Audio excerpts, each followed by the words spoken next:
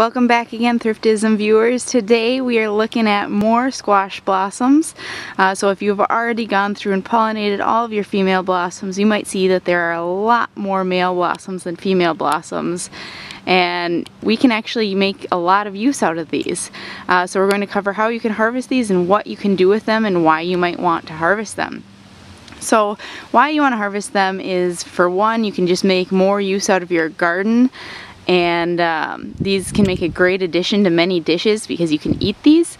You can put them in your salads, or you can saute them and eat plain, add to stir fry.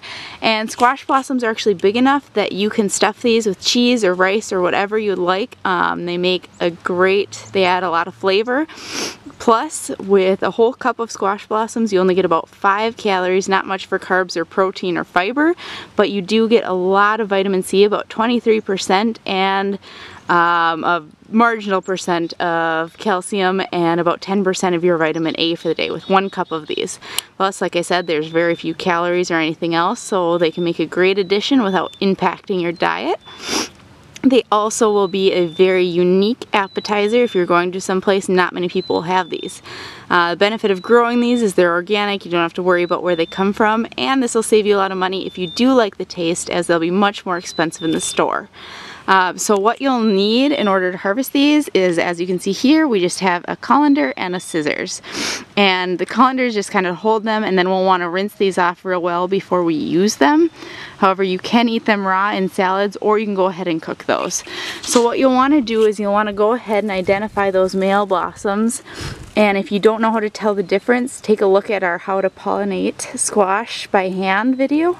Otherwise, we'll want to find the male ones because the female ones will produce squash. So we don't want to reduce our squash production just to eat them, even though some people say they taste better.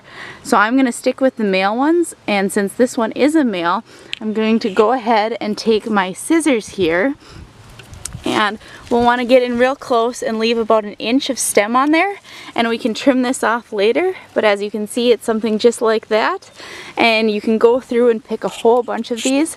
There are quite a few more males than females, so like I said, you'll want to pollinate your squash first and then go through and harvest all of the males. And then, like I said, you'll just want to rinse these quick, make sure they're free of bugs. And as always, don't use pesticides on any of the things you plan to eat raw.